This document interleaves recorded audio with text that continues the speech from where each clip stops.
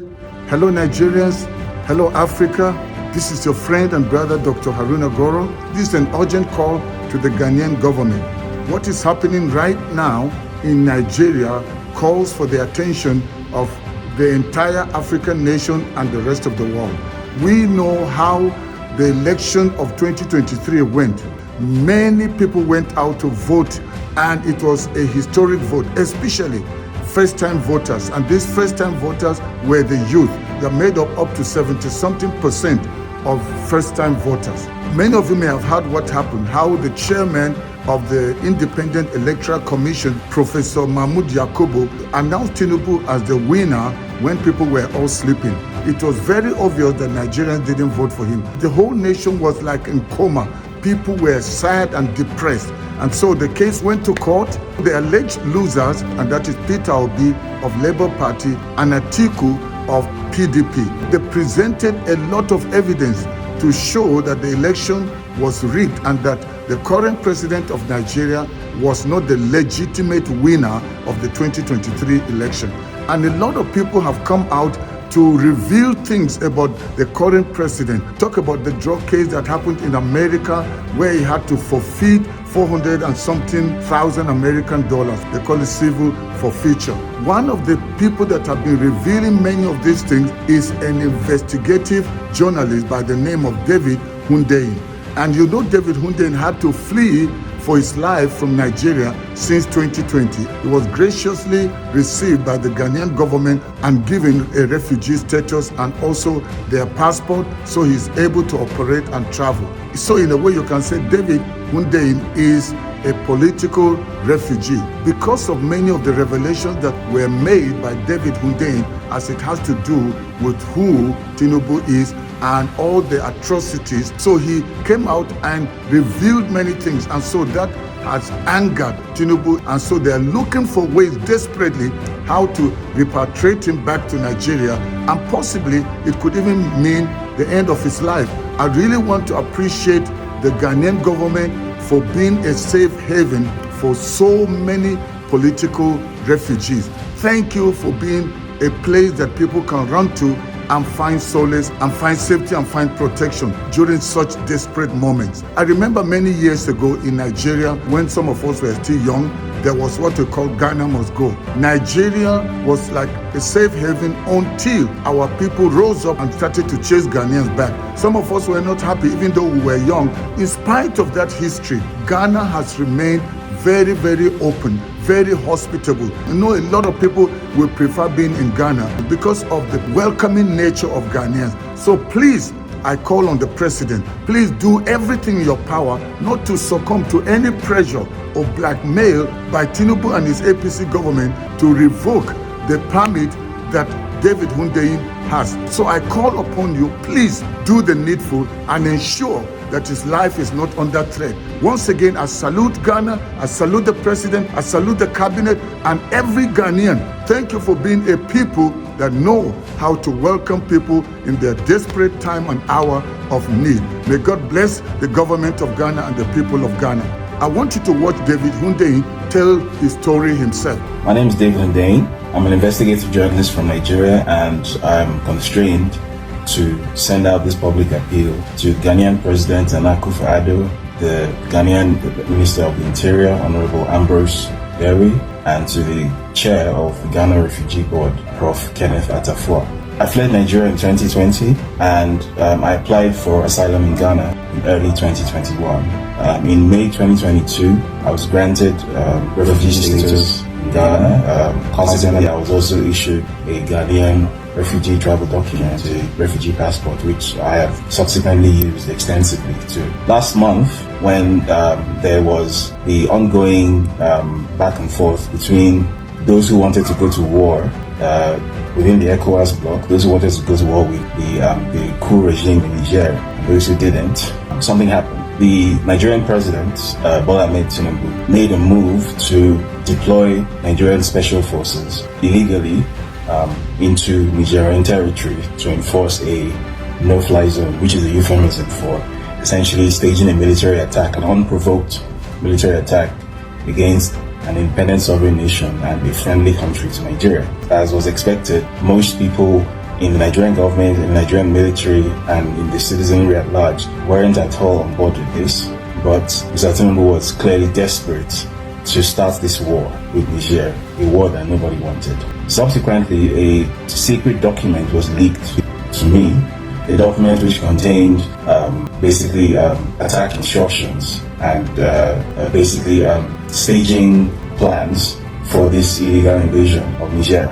And I knew that by putting this document out, I could potentially stop a catastrophic invasion which would lead to an immense and unnecessary loss of West African life. So that's exactly what I did. Early August, I put out this document, and it had the desired effect. It did, in fact, stop the invasion. Subsequently, Mr. Tinubu then tried to seek permission from Nigeria's Senate to deploy the Nigerian military into Niger. The Senate knocked this back, and to all intents and purposes, the invasion essentially became a stillbirth, right? It didn't happen. Which, from the point of view of, I think, any right-thinking person in the ECOWAS sub-region, was definitely a good outcome. Definitely under no circumstances should have happened. Should have been a military invasion of Niger by Nigeria, leading to an outcome that no one would have been better off. It would have been something that would have been catastrophic and would have benefited nobody except probably Mr. Tinubu himself. After I leaked this document, I was made aware from several sources that the Nigerian military establishment and the Nigerian intelligence establishment became essentially enraged with me. So I've been a person of interest for a long time, but with that I became designated as something of an enemy of state. As fortune or luck, bad luck would have it, just a month before this happened, the fact that I do travel with a Ghanaian passport, that I have a Ghanaian passport and I travel with it, had become exposed to the public through no fault of my own, following a very unfortunate event in Zimbabwe, after which the permanent secretary at the Zimbabwean Ministry of Information, probably thinking that he was scoring a point against some sort of foreign journalists, following their issues with foreign journalists, decided to tweet to a global audience the fact that I did claim asylum in Ghana and that I travel with a Ghanaian travel document. As a result of this, the Nigerian establishment knew who to speak to if they wanted to get a hold of. They were aware that I claimed asylum in Ghana and that I used a Ghanaian travel document. So I was informed that a Nigerian intelligence agency, I'm not sure whether it was the National Intelligence Agency or the Defense Intelligence Agency, but one of these foreign intelligence institutions dispatched a jet to Accra to basically have me illegally rendered to Nigeria. Apparently they wrote a letter to the Ghanaian government accusing me of apparently aiding terrorism by supposedly revealing the locations of soldiers, and apparently I was also guilty of treason, whatever that means. More recently, I've come to find out that the Tinubu government is still trying very hard to enact some sort of illegal rendition. So the latest tactic apparently is to lean on the Ghanaian government and accuse me of having apparently sabotaged an ECOWAS mission, and in so doing basically compromised the bloc security of the ECOWAS region, in which case Ghana, being itself an ECOWAS member, is then obligated to cancel my asylum, to revoke my refugee status, and to revoke my Ghanaian passport. The Nigerian government's hope is that in revoking my passport, whatever travel privileges or visa or residency privileges I enjoy anywhere in the world will be compromised. And as a result, it will then be more possible for them, using the various avenues that are available to obviously a nation state, to have somebody extradited or to have somebody illegally rendered. In this case, a journalist who fled the country because of his work and claimed political asylum in another country and gained full refugee status. But the Nigerian government obviously has no problem trying to flout international law in this way. Now, the reason I'm making this appeal publicly to the Ghanaian government and to the individuals I mentioned at the outset is because I'm aware that even though the Ghanaian government, as I mentioned, has a relatively great track record when it comes to obeying international law, not behaving obnoxiously in the international space, which was why I chose to claim asylum in Ghana in the first place, I'm also aware that there's a limit to which Ghana might be able to resist the cajoling or the bullying of Nigeria, which obviously exerts a lot of influence over the Ghanaian government. I thought it would be prudent to put this out there. The Nigerian government is trying to do all of this in secret, which is why I was only able to obtain this information through a fashion. This isn't information that is out there, but I'm putting it out there on purpose, hoping that it makes some kind of a difference. Because at the end of the day, I do believe that just the same way as Ghana had every opportunity to give me up in the first place. When I came asylum in Ghana, there was every opportunity to use me as a diplomatic bargaining chip with Nigeria if it wanted to. But I know that Ghana is not that kind of country. I know that the Ghanaian government historically has a lot of respect for international law. The Ghanaian government historically has a very strong Pan-Africanist outlook, and the Ghanaian government generally tends to lend itself to being a safe haven for people who are fleeing political persecution from wherever they are in West Africa, in Africa, and in the world at large. There's a very good reason why, even during my time in the safe house in Accra, there were quite a number of journalists and whistleblowers who were in similar situations, who were also spending time in Accra. They weren't even just from West Africa or even from Africa. There were people from Europe there as well. That's the kind of stellar reputation that Ghana has when it comes to being a safe haven, an oasis of stability in what is generally still a very unstable area. I want to urge the Ghanaian president, President Nana Akufo-Addo, the Ghanaian Interior Minister, the chairman of the Ghana Refugee Board, the Ghanaian Immigration Services, all of whom are apparently being linked on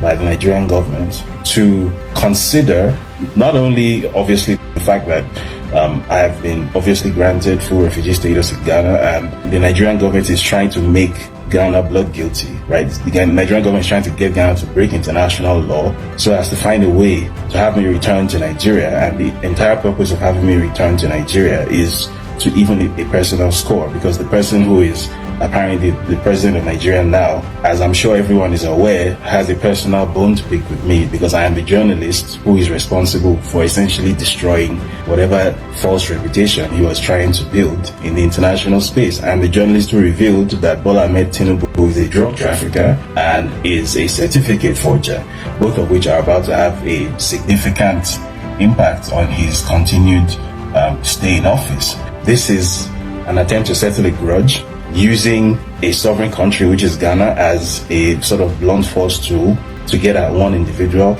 This is the exact kind of behavior that the Nigerian state was renowned for during the 80s and the 90s under the military era. And at that time, some of these very people who are in power now, including the supposed president in power right now, did actually find some sort of refuge, safe refuge and haven in Ghana. Right? And I'm sure the Ghanaian intelligence agencies, the Ghanaian security services, the Ghanaian immigration services obviously have records of all of these.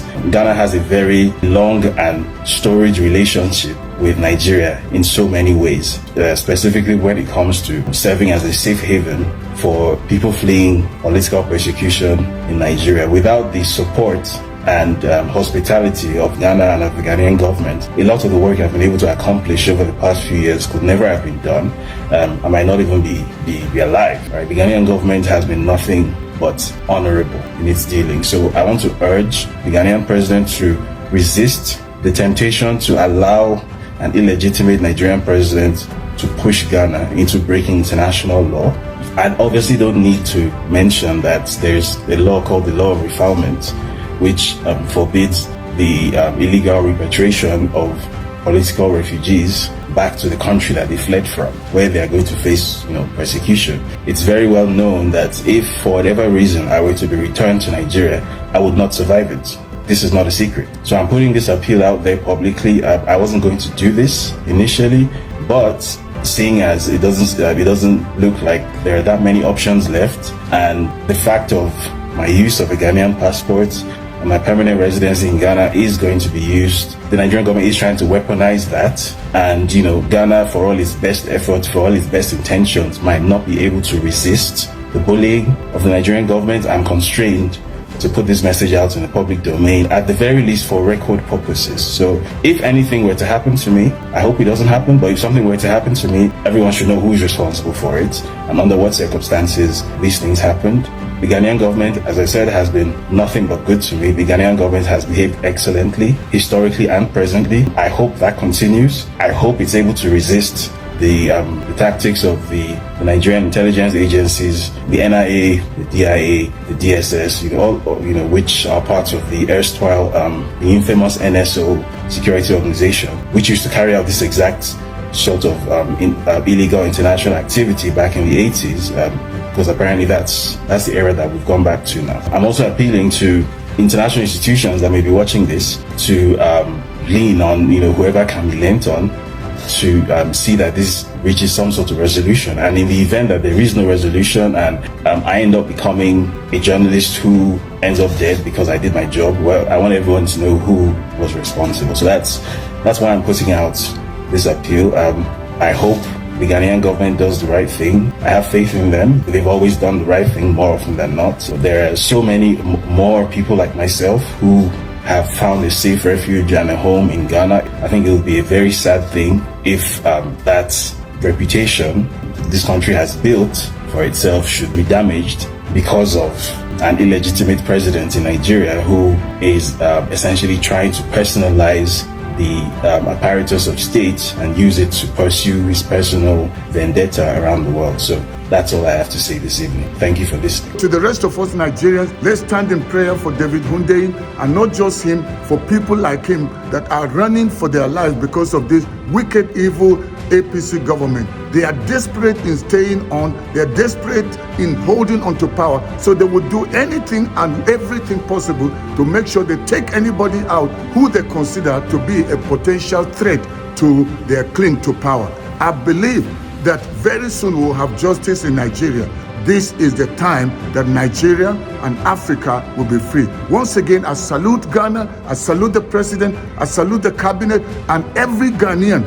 Thank you for being a people that know how to welcome people in their desperate time and hour of need. May God bless Ghana, the government of Ghana and the people of Ghana. Subscribe to my channel if you've not already done so. And for those of you that have subscribed, thank you very much. Like this broadcast. By so doing, it will be recommended to many more people. I look forward to seeing you in my next broadcast. Once again, this is your friend and brother, Dr. Haruna Goro. Bye-bye for now.